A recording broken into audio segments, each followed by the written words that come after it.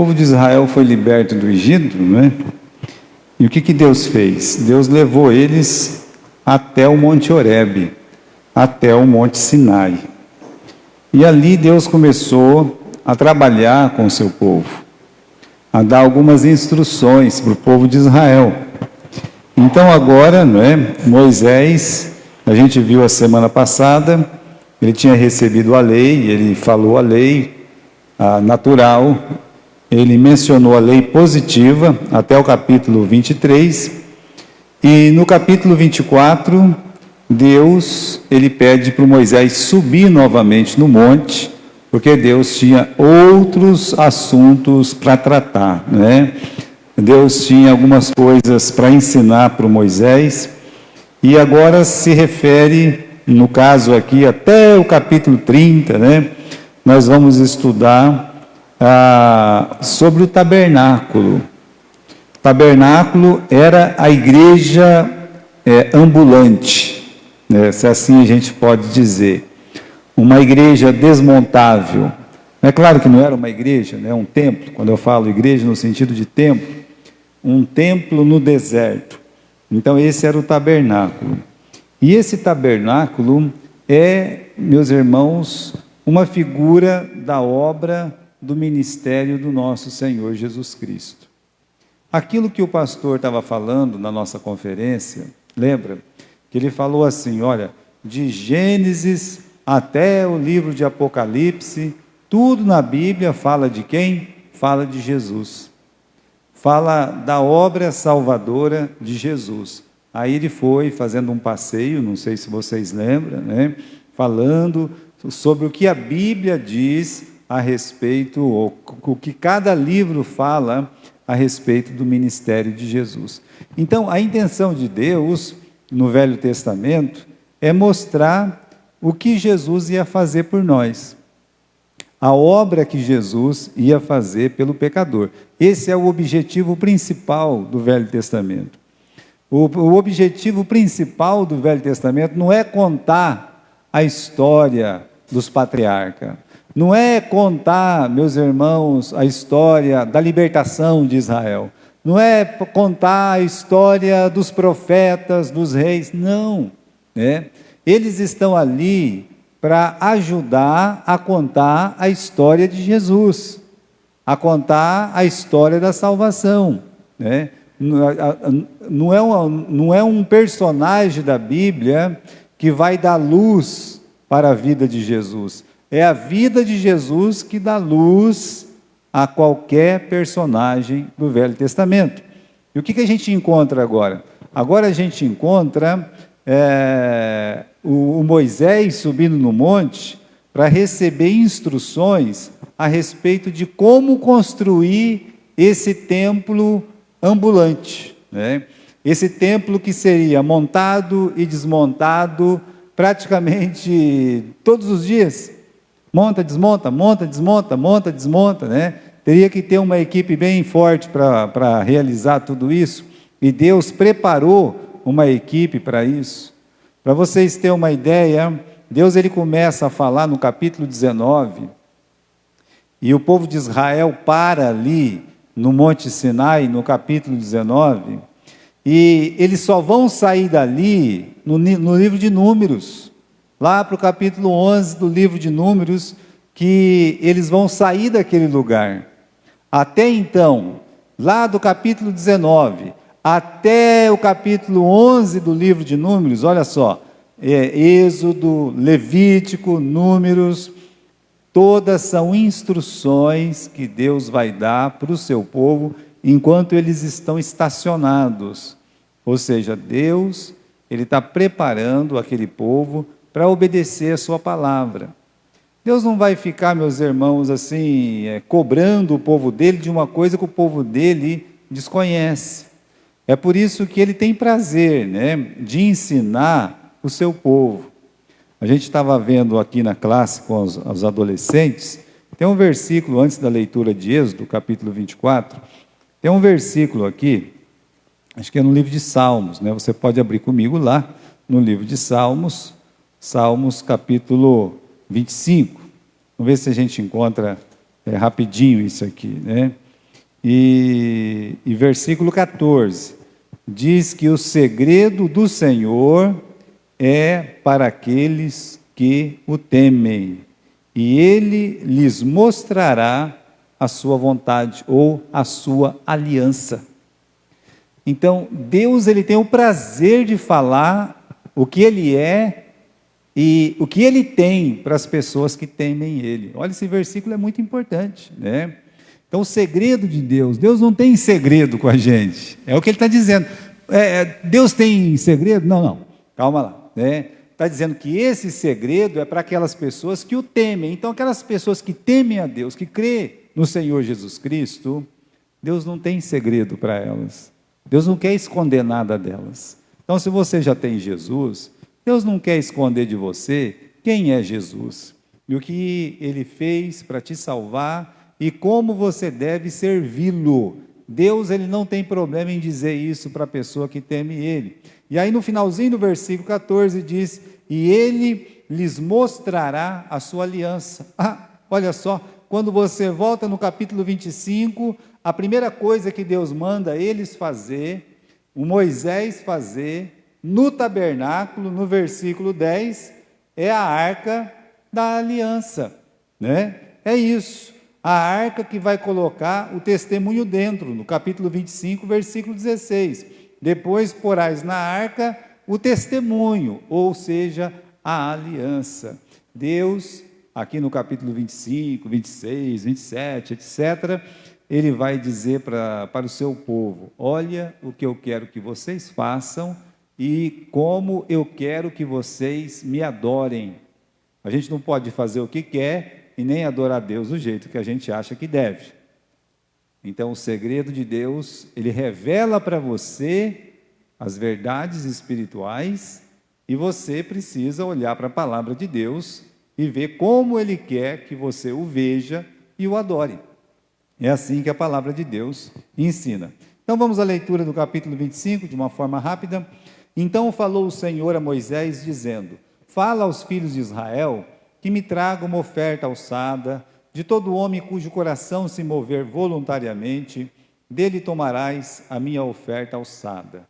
E esta é a oferta alçada que recebereis deles, ouro, prata, cobre, e azul e púrpura, carmesim, linho fino, pelos de cabras, peles de carneiros, tintas de vermelho, peles de texugo, madeira de acácia, azeite para a luz, especiaria para óleos de unção, especiarias para incenso, pedra de ônix, pedra de engaste para o éfode e para o peitoral. E me farão um santuário e habitarei no meio deles. Olha, Deus fala para as pessoas, vocês vão trazer essa oferta. O que Deus quer? Deus, meus irmãos, Ele queria tudo o que fosse necessário para a construção do tabernáculo. A madeira, o ouro, a prata, o cobre, né?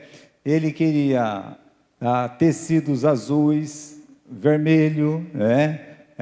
Branco, olha só, né? Ele está pedindo isso para as pessoas, para fazer o quê? Ele explica no versículo 8, vão me fazer um santuário e eu vou habitar no meio deles. Era para construir, se fosse hoje, né, no jargão nosso, a gente diria, construir uma igreja para eles poder, meus irmãos, ver com seus olhos a presença de Deus ali no meio deles. Então Deus está falando, eu quero que vocês me façam um santuário para mim poder estar no meio de vocês. E no versículo 9, conforme tudo o que eu te mostrar para modelo do tabernáculo e para um modelo de todos os seus pertences, assim mesmo o fareis. Uma ordem expressa aí, né? Olha, vocês vão fazer igualzinho eu mandar. Essa ordem, se você olhar no versículo 40, quando tudo acaba, o que está escrito no versículo 40, quando tudo acaba? Está escrito assim, olha lá, atenta, pois, que o faças conforme o modelo que te foi mostrado. Né? Mais uma vez eu reitero o seguinte, a gente deve ver Deus, a gente deve adorar a Deus do jeito dele e não do nosso. Tem aquela história, né? Cada cabeça é um mundo e coisa e tal, e vai. Não, com Deus não tem isso, não. Deus tem um mundo dele, né? Ele sabe como ele deve ser adorado. Ele sabe. Ele sabe, e por isso, meus irmãos, a gente deve olhar para a palavra de Deus e ver como ele quer ser adorado. Nesse caso aqui, olha, eu quero que vocês façam um santuário para mim aí, eu vou habitar no meio de vocês. E é para fazer igualzinho. O que isso significa? Significa que ele manda fazer uma arca do jeito que ele quer, e não do jeito que o homem quer. A arca tinha que ser conforme o jeitinho que Deus mandou. De como? Deus mostrou tudo, olha, o tamanho, a largura, tá? De que material tem que ser feito, como tinha que ser revestido e para que servia. Para qualquer um dos utensílios, seja a arca, seja o propiciatório, seja o candelabro, seja a mesa da proposição, ou seja, tudo era para ser do jeitinho que Deus, ele ordenasse. Então, o que nós temos no capítulo 25 são 4 dos 5 utensílios que nós temos dentro do tabernáculo. Vamos dar uma olhadinha aqui, né? Qual é o objetivo de construir um tabernáculo, né? Vimos aí no versículo 8, e me fareis um santuário e habitarei no meio deles. Simbolizava a presença permanente de Deus no meio do seu povo. Uma questão mais visível, era uma questão visível, meus irmãos. Sim, Deus ele usa essas figuras visíveis para quê? Para expressar aquilo que a gente tem que saber dele próprio, né? Então, para que aquela tenda lá? Para que aquelas... Você olhava aquela igreja, né? Aquele templo lá no deserto, todo cinza, né? Quando você olhava de longe, não era bonito de ver. Sabia disso? Hoje você vai para essas igrejas, né, que são lindas, bem feitas, olha assim, né? É como os apóstolos dizendo para Jesus: olha, mestre, que templo, né? E Jesus disse o quê? Não vai ficar pedra sobre pedra. Mas quando você olhava para o tabernáculo, você ia achar feio. Você não ia achar bonito. Mas se você começasse a descobrir o tabernáculo, debaixo daquela capa cinza, ia ter outras capas. O branco da pureza de Jesus, sabe? O vermelho do sangue de Jesus derramado na cruz. E a própria cobertura já conta a história de Cristo todinho. Então Deus sabia o que Ele estava mandando fazer. Agora, por que construir um templo de panos? Porque é um templo de panos, né? Desmontável. Estavam no deserto, né? O que adianta eles construir um templo lá no Sinai? O pessoal ia estar adorando até hoje no Sinai, de uma forma idólatra, correto? Se fica um templo feito por Moisés lá, então ficava lá, na base da idolatria. Então, eles estavam no deserto, e até chegar em Canaã, muitas paradas, eles iam parar em diversos lugares, e um templo desmontável podia ser montado e desmontado o tempo que fosse, quando fosse, não ia ter problema, né? E o povo é chamado para participar, todos, olha, o capítulo 25, versículo 2 diz: fala aos filhos de Israel, ou seja, fala ao meu povo. Então todos são convidados a contribuir para essa construção. E eles, meus irmãos, eles têm o prazer de fazer isso. Pode mudar a tela, né? O tabernáculo é figura do quê? É figura de algo muito maior, não é? Não é um simples templo, tá? O tabernáculo, como eu disse, representa Jesus. Aquele templo desmontável, que depois Salomão tornou ele com um edifício, então ele representa Cristo, a estrutura, os móveis, os tecidos, até as cores. Deus escolheu cada cor que representa cada figura de Jesus, né? Cada estado dele, cada ofício dele. Olha, Jesus como homem, a madeira, né? Jesus como rei, o ouro, né? Aí você vai vendo assim a força de Jesus no cobre, de resistir o fogo, etc. Então, tudo representa Jesus. E a construção, como eu disse, feita como Deus ordenou. Pode mudar, filho, né? Então, a ordem invertida. O pecador, quando chegava lá no templo, ele tinha aquela cortina grande, né? E ele não entrava no templo, ele não entrava na arca, ele mesmo era proibido de entrar lá. O máximo que ele podia é entrar por aquela porta e chegava num pátio grande e ele ia trombar com aquele altar de bronze. Nós temos uma figura aí, pode passar a figura, né? Olha aqui, não é uma coisa bonita, né? Você está vendo aqui? Esse aqui é o tabernáculo. O que a gente vai estudar hoje está aqui dentro, tá? Fica aí dentro.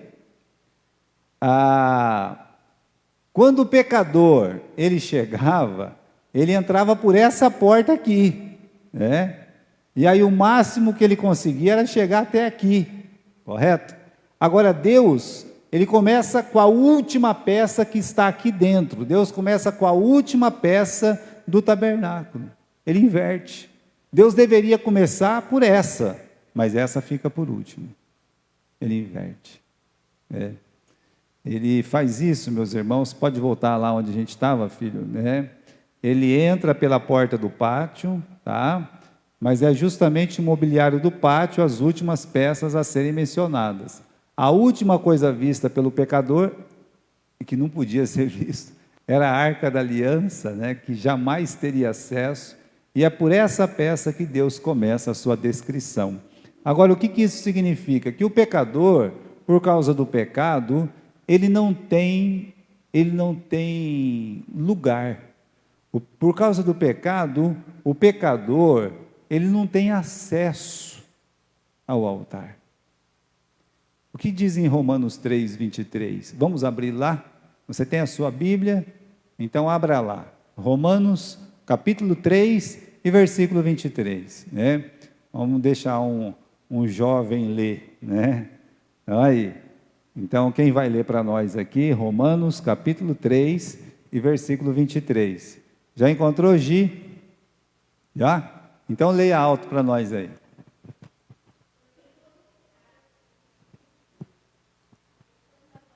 É isso mesmo que está escrito aí. Todos pecaram e estão destituídos. Tem uma tradução que diz assim: todos pecaram e estão o quê? Separados da glória de Deus. É por isso, meus irmãos, que, volta na figura lá, né? Olha o pecador ele entrava aqui, chegava aqui, mas a arca estava aqui, olha, correto? Como é que ele vai chegar na arca? Ele não pode chegar na arca. O pecador, ele não pode chegar, por causa do quê? O pecado. Aí, meus irmãos, Deus é tão bom, né? A primeira coisa que Deus mostra para ele é o quê? A arca, né? Volta lá, né? É a arca. O Deus compassivo, ele desce do seu altar e vai ao encontro do pecador pelo sangue do Cordeiro, em outro altar, o de bronze. Ele não pode entrar lá naquele, então Deus fez um grande para ele lá fora. Eu não posso entrar no céu, na presença de Deus. Calma lá, eu vou dar um jeito para você entrar. Aonde? Na cruz. Pela cruz, você consegue chegar até a presença de Deus. Ou seja, por aquele altar de bronze, o pecador tinha acesso espiritual àquele altar que estava lá dentro. E a gente vai ver os motivos aqui rapidinho, né? Não é difícil de entender, tá bom? Então vamos lembrar disso, né? Que Deus, ele começa pela última peça, começa de uma forma invertida. Vamos voltar, continue agora, pode pular essas figuras, né? É a Arca da Aliança. Vamos ler do versículo 10 ao 16. Também farão uma arca de madeira de acácia, o seu comprimento será de 2 côvados e meio, a sua largura de 1 côvado e meio, e de 1 côvado e meio a sua altura.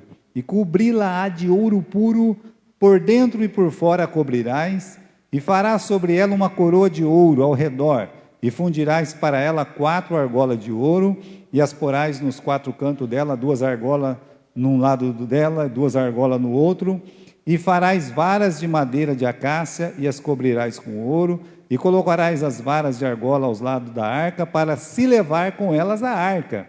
As varas estarão nas argolas da arca, não se tirarão dela. Depois coloque na arca o testemunho que eu te dei. Então, o que é uma arca, né? É um caixote. A arca era só um caixote, uma arca, né? Um caixotinho lá, tá certo? E pouco maior aqui que esse nosso, como é que chama isso aqui? Baú, né? Então, o que era para ser colocado na arca? Veja só, deveria ser colocado as 2 tábuas da lei, a aliança. Daí ela se chamar Arca da Aliança. Ela guardou intacta a aliança feita no Sinai por meio de um povo dado ao erro e ao pecado. Olha, veja como é importante você entender a figura da arca. A arca é um caixote, é uma mala, né? Olha, as pessoas antigamente, elas não tinham mala. Lá no tempo do Moisés, sabe essa mala que você vai lá na loja, compra, que tem rodinha? Não, calma. As pessoas, quando mudavam, elas colocavam as coisas dela dentro de caixa. Lá no tempo do Abraão e tal, era uma caixa. Então, para que serve uma caixa? Bom, para que serve uma caixa? Para guardar alguma coisa. E essa arca aí nada mais é do que uma caixa, para guardar. Mas o que vai guardar? Para que serve, né? Olha, um porta-joia. Uma coisa, né? Porta-joia. A gente nem tem isso, né? Por quê? Porque para ter um porta-joia tem que ter uma joia, né, gente? Vamos falar a verdade. Vai guardar o que lá dentro, né?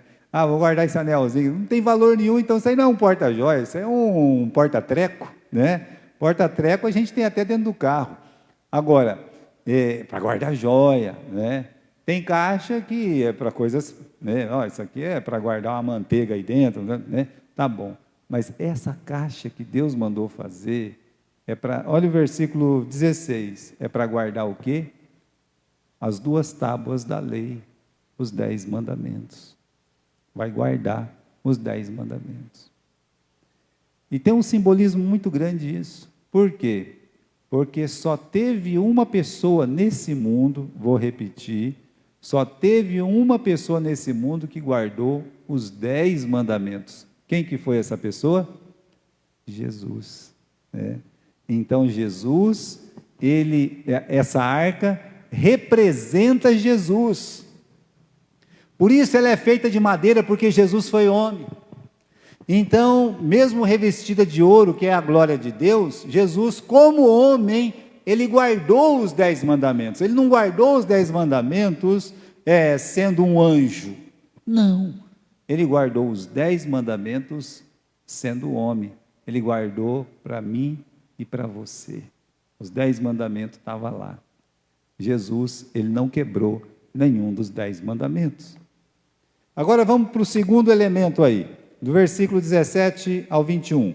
Também farás um propiciatório de ouro puro, o seu comprimento será de 2 côvados e meio, e a sua largura de 1 côvado e meio.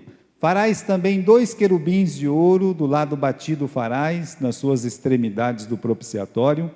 Farás um querubim na extremidade de uma parte, e outro querubim na extremidade da outra parte, de uma só peça, com o propiciatório. Fareis os querubins nas 2 extremidades dele. Os querubins estenderão as suas asas por cima, cobrindo com elas o propiciatório.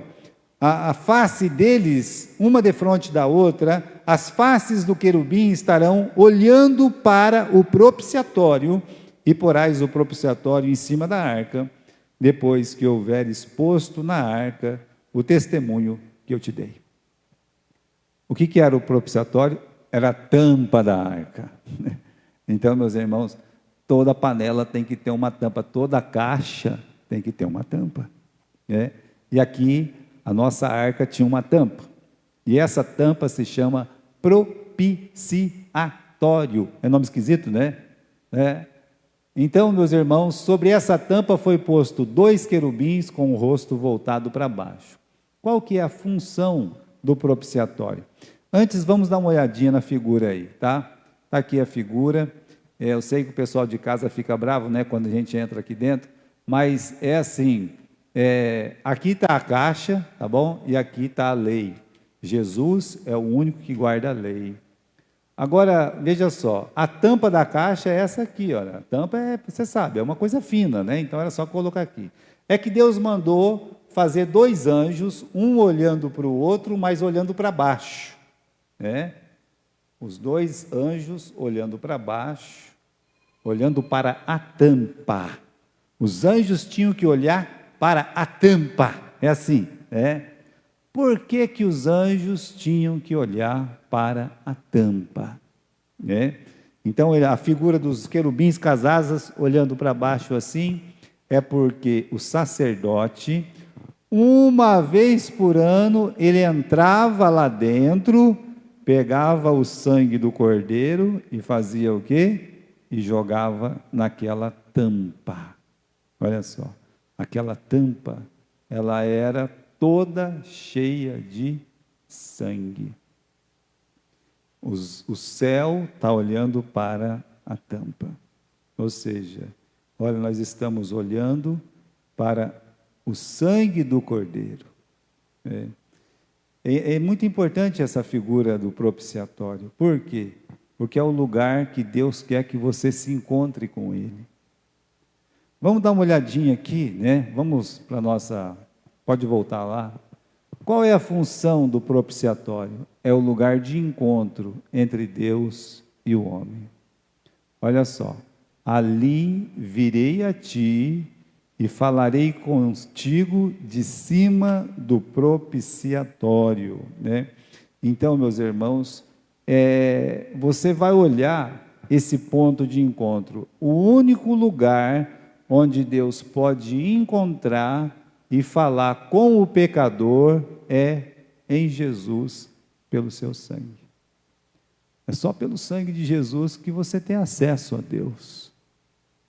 O pecado te separou de Deus, mas aí Jesus, ele guarda a lei e ele morre para te substituir. E Deus vê o sangue do Cordeiro. Você crê em Jesus? Então Jesus, ele derramou o seu sangue para te salvar. É o lugar de encontro. Na verdade, tem 2 lugares de encontro, né? Ou Deus vai encontrar o pecador no propiciatório, e Jesus substituindo ele no propiciatório, ou essa pessoa vai ter um encontro com Deus no dia final, sem o propiciatório. E aí, é ele que vai dar conta dos seus pecados para Deus. E nós não temos como dar conta dos nossos pecados para Deus. Nós precisamos de Jesus. Sem Jesus estamos perdidos. É o local apropriado da graça. A tampa era uma plataforma salpicada de sangue. Deus olha o sangue, via suas exigências cumpridas, né? E veja só, ele está olhando o sangue, mas que sangue que ele está olhando? O que tem debaixo desse sangue? Podia ser o meu sangue. O que tinha debaixo aí? Olha, vamos tirar a tampa para ver como é que é essa vida. O que tem aí dentro? Quando eu era criança, exilude criança, né? Pensa bem, como criança é enganado. Tinha um tal de caixinha da sorte. Ele era uma caixinha do azar, né? Mas comprava essas caixinhas da sorte, né? E vinha dentro um anelzinho sem vergonha, né? Ou vinha uma coisinha de nada. Nada que valia o que você pagou, entendeu? O que você pagou nunca dava aquele valor. Mas era uma caixinha da sorte, né? Para ver se, quem sabe, acha, nunca tinha nada que presta naquela caixinha da sorte. Vamos tirar a tampa para ver? Vamos abrir a caixinha para ver? Ah, é o Gilberto? Rapaz, tua vida está feia, hein? Entende? Mas como assim está feia? E o sangue aqui em cima? meu amigo, esse sangue seu não vale nada. Sabe por quê? Porque só tem pecado aí dentro. Agora, a arca representa Jesus. A lei está ali. Vamos abrir a tampa para ver o que tem dentro dessa vida? Aí nós temos Jesus, uma vida perfeita. E Deus aceita. Os anjos olham e vê, esse nunca pecou, esse pode morrer, sim, esse sangue tem valor. É por isso, meus irmãos, que estes foram lavados pelo sangue do Cordeiro. É por isso. Essa figura do propiciatório, ela é linda para nós, porque é o lugar que nós nos encontramos com Deus. Agora vamos lá em 1 João, capítulo 2, versículo 2. O pecador, ele pode se sentir em paz, afinal, alguém guardou a lei para ele e pagou a sua culpa ainda, Olha só, além de guardar a lei, ainda pagou a sua culpa com o seu próprio sangue. Muito bem, 1 João, capítulo 2, versículo 2, um outro adolescente e um outro jovenzinho, quem que pode estar lendo para nós aí? A Maria Lídia, consegue ler aí para nós?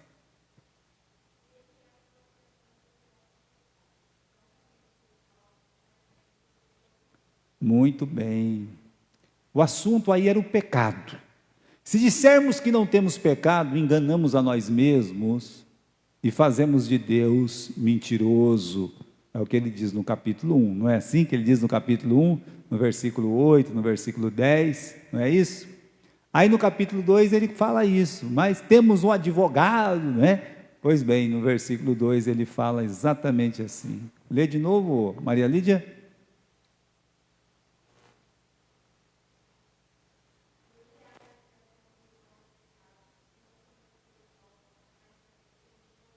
Ele é a propiciação dos nossos pecados. Propiciação, ele é o próprio, o apropriado. Da onde vem propiciação, ele é o apropriado. É o único, meus irmãos, que podia pagar o nosso pecado, é Jesus. Naquele dia, não foi só Jesus que morreu na cruz, tinha mais dois, Tinha mais sangue ali, mas o único sangue aceito foi o sangue de Jesus. Continuando então, falando desse propiciatório, agora passa isso, temos a mesa da proposição. A mesa era uma mesa normal, pode ver a figura aqui da mesa, olha só que tem uma figurinha bem ralézinha, mas eu quero mostrar um detalhe diferente dessa mesa, também feita de madeira, de acácia, Em vez de ser uma mesa lisa, era uma mesa que tinha umas abas, sabe? É como se a gente colocasse umas abas aqui no nosso, nesse baú aqui. Não, mas eu nunca vi mesa com aba virado para cima. Está parecendo aqueles, como é que a gente chama, aquele negócio que coloca no carro para carregar mala em cima, Como é que chama? Tem um nome aqui lá. Parece um bagageiro, aqueles bagageiros de Fusca antigo, Isso é uma figura bem comum para os mais antigos aqui. O bagageiro era um negócio que era liso embaixo assim, mas tinha que ter umas abas, para não cair a mala. É para isso? Para não cair a mala. Olha só, a nossa mesa tem essa aba para os pães não cair, sabe? Deus não queria que o pão que era colocado lá caísse no chão. Deus não queria. Deus não queria, ele queria que o pão ficasse lá. E se alguém batesse na mesa? O pão não ia cair. O que estava na mesa não caía. Sabe? Se você colocasse uma bolinha de gude lá, ela ia ficar lá batendo para todo quanto é lado, mas ela não caía. Coloca uma bolinha de gude numa mesa, ela cai. Mas se tivesse naquela mesa ali, não cairia. Então vamos voltar aqui para o nosso texto, O que era? Era uma mesa normal, mas com uma moldura. Para que servia essa mesa? Nela eram colocados 12 pães da preposição, que simboliza as 12 tribos de Israel. Portanto, ela era a base, a segurança dos pães. Não somente a segurança, mas a base. É sobre a mesa que os pães ficavam. Você olha na Bíblia, né? A única nação mesmo que foi destruída um dia e voltou é Israel. Israel, meus irmãos, é indestrutível, porque pertence para Deus. Mas a igreja de Jesus também. A igreja de Jesus é fundada sobre o ensinamento dos 12 apóstolos. Por isso, 12 pães. A base e a segurança, né? Que representa essa mesa? O cuidado de Deus com Israel. Representa Jesus, o seu cuidado, a sua segurança eterna que temos na sua salvação. Em Cristo, o crente está eternamente seguro. João capítulo 6 e versículo 37. Vamos lá? Evangelho de João, capítulo 6 e versículo 37. João 6, 37. O que diz aqui? Diz assim: todo o que o Pai me dá virá a mim, e o que vem a mim, de maneira nenhuma o lançarei fora. Então, se você já foi a Jesus, Jesus não vai jogar você pelo esgoto, Jesus não vai abandonar você, Jesus não vai te desprezar. Você foi a Ele, você tem essa segurança. O que vem a mim, eu jamais lançarei fora. E tem um outro versículo aí no capítulo 10 de João e no versículo 28. João capítulo 10 e versículo 28. O que diz aí? Diz assim: dou-lhes a vida eterna, e nunca hão de morrer ou de perecer, e ninguém arrebatará das minhas mãos. Ele está falando isso das ovelhas dele. Então, se você é uma ovelha de Jesus, o diabo não vai tirar você da mão do Senhor. Você está na mão do Senhor. Não é a sua mão que segura a mão de Deus, é a mão de Deus que segura a tua mão. Tem uma diferença muito grande. Se fosse a sua mão que estivesse segurando a mão de Deus, você ia se cansar e cair. Como é a mão de Deus que te segura, ela não cansa, por isso você não cai. Você vai ser guardado pelo Senhor. Tem um detalhe aqui, vamos voltar lá no capítulo 25 de Êxodo. Diz assim no capítulo 25 e o versículo, deixa eu encontrar aqui rapidinho, né?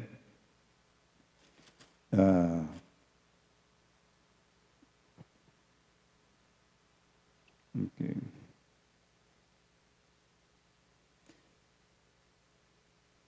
Versículo 30, que diz assim: sobre a mesa colocarás o pão da proposição perante a minha face continuamente, ou perpetuamente.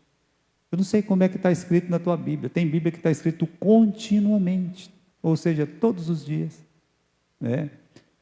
Perpetuamente. O pão é chamado pão contínuo, pois tanto Israel quanto a igreja estão continuamente aos cuidados de Deus. É Deus que cuida de você, Ele vai cuidar de você. É por isso que essa mesa tem essa aba para guardar você, para você não cair, né? Não quer dizer que você não vai pecar, para você não cair nas mãos do diabo novamente, para ele não ter, meus irmãos, assim, esse é meu agora. Não, não, não. Você, uma vez que entregou a sua vida para Jesus, você pertence a Jesus. Então vamos continuar aqui, versículo 31. Também farás um candelabro de ouro puro, de ouro batido se farás esse candelabro, o seu pé, as suas hastes, os seus copos, os seus botões, as suas flores, serão do mesmo. E dos seus lados sairão 6 hastes, 3 hastes do candelabro de um lado dele, e 3 hastes do outro lado dele. Numa haste haverá 3 copos de modo de amêndoas, um botão, uma flor, e 3 copos a modo de amêndoas na outra haste, um botão, uma flor, assim serão as 6 hastes que saem do candelabro. Mas no candelabro mesmo haverá 4 copos de modo de amêndoas, com seus botões e com suas flores. Vamos ver aqui, né, a figura, para você entender. Olha lá, está aqui, né? Você tem o candelabro, na verdade, é um menorá. Eu me lembro que quando eu fui para Israel, tinha um enorme lá que eles diziam que esse é o que vai ser colocado no templo. Tem uma conversa lá desse jeito. Mas é uma peça enorme assim, sabe? De ouro purinho, purinho, purinho, né? Conforme deve ser. Fica lá num vidro, no meio da rua onde passa as pessoas, naquela cidade velha, e ninguém mexe. Ninguém rouba. Está lá, fica lá. E é uma peça que vocês veem, uma peça muito linda, né? Veja, meus irmãos, esse é o candelabro, né? Vamos dar uma olhada aqui no nosso texto. O que era? Era a luz do tabernáculo. Volta naquela figura que tem o tabernáculo, o Caio. Olha aqui. Eu não falei para vocês, aqui tem muitas cortinas. E aqui tem cortina. Atrás tem cortina. Imagine um lugar que só tem cortina e não tem porta nem janela. Como é que é lá dentro? Como é que será que é? É escuro. Então, esse candelabro era a luz daquele lugar. Pode voltar lá, né? Então, voltemos. Como ele era feito? O ouro, não é outro não, tá? O ouro, ele deveria ser continuamente golpeado até tornar-se luz. Jesus foi golpeado com duros golpes do juízo de Deus por nossos pecados. Para fazer esse elemento aqui, que é o candelabro, eles tinham que bater, bater, bater. Isaías 53. Mas ele foi moído pelas nossas iniquidades.